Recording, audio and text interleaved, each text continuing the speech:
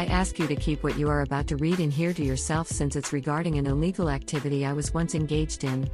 Until I was about 16 years old, my parents, my younger sister and I had visited my grandparents' home every year during the New Year's.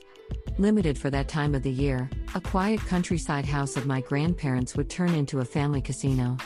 It consisted of 3 different areas. In the card game area, which was the living room, a card game called Kabu that is similar to blackjack would be played. In the coin game area, which was my grandparents' room, would be for a game called Mortar Roller. And the break area, which was the dining room, would be for those who didn't like gambling or who needed food and drink. It would be open for 24 hours but only the family members could play. The coin game was organized by my grandmother. She set up a huge china mortar for sesame on the tatami floor and the players would sit around it on the floor. They would take turns and roll a 10-yen coin, which is worth about 10 cents, inside the mortar. The coin rolled along the side of the round mortar, descending gradually toward the bottom. If it landed on other coins at the bottom, the player could get them. Although the game was simple, we would be absorbed in playing and our heads and eyes were rolling with a coin above the mortar. My cousin was good at it with her own devised technique to throw in a coin. I would also win snugly with my fixation on money. Beside the excited circle, my grandfather and my father, who were not interested in gambling, would talk over Japanese tea that my grandfather would make. My grandmother would start fretting after midnight and tell us to be quiet because she had believed that the military policemen could bust in with bayonets. We laughed at her anachronism while seeing her try to mute the mortar and still live the World War II era. She upgraded the mortar one year by putting a round piece of cardboard near the bottom. The mortar's floor was raised and became wider and flatter so that it was harder to make the coin lie on top of the other. More coins to take would be left at the bottom and the game got more exciting. Those were such fond memories, and I can still hear the sound of a rolling coin inside a mortar during New Year's. Later on, the joyful grandparents' house was burned down by my grandmother's carelessness with a candle. It's gone forever.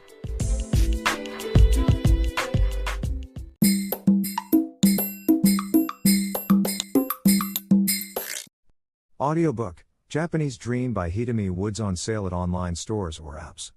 Apple, Audible, Google Play, Nook Audiobooks, 43 available distributors in total.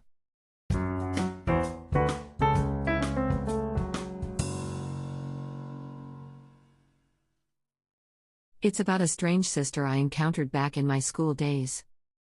Since I became the class clown at school, I was quite popular back then, not only among the students but also among the teachers. When I needed to see a teacher at the hallway in front of the teacher's office, other teachers would come out of the office to talk with me. They would stand in a circle around me and laugh at my jokes and stories. Inevitably, it was always noisy wherever I showed up. The vice principal was a stern, rigid teacher called Sister Marie Stella.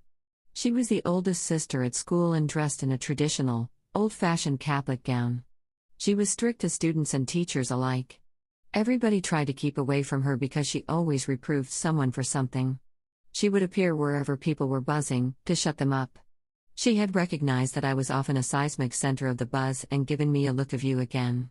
Every time the teachers were cracking up with me in front of the teacher's office, she poked her long-veiled head out of the office.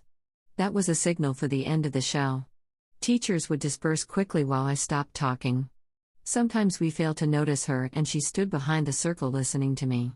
The moment someone spotted her, they would walk away. In those cases, she would ask me what I was talking about. I would apologize and leave.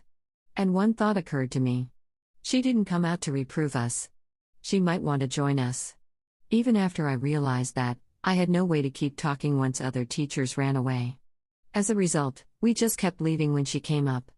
And one day, when we were scattering at the sight of her as usual, she grabbed my arm. She said to me, "That's it. You hate me, don't you? I know you hate me. I know, because I hate you too." Over her shoulder was a statue of the Virgin Mary with a plaque saying love and humanity. It was the most inconsistent scene I had ever experienced. Months later, there came a general school cleaning day. I was unlucky enough to be assigned to the school cafeteria of which Sister Marie Stella took charge. As if she got a golden opportunity, she made a slave of me. She chose the dirtiest floor just for me and made me crawl to clean up thoroughly, yelling not enough.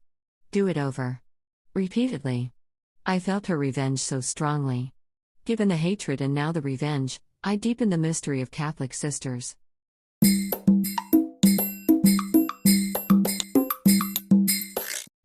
Audiobook, Japanese Dream by Hidemi Woods on sale at online stores or apps. Apple, Audible, Google Play, Nook Audiobooks, 43 available distributors in total.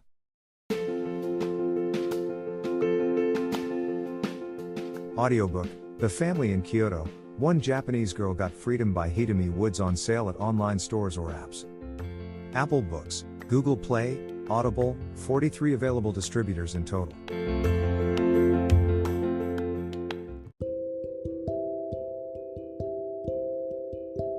Audiobook, Living in Kyoto by Hidemi Woods. Now on sale in online stores. 44 available distributors.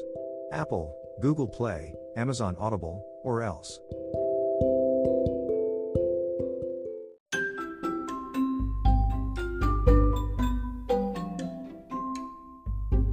大好評。ヒデミウッズがデザインしたとってもかわいいオリジナルグッズが手に入る。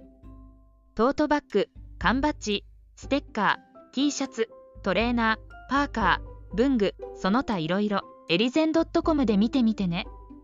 erizen.com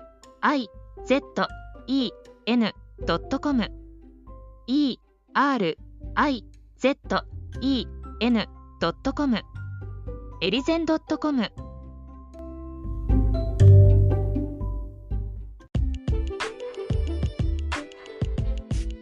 英語聞き流しリスニング、英語テキストと MP3 ダウンロード、その他の物語はホームページからお聞きいただけます。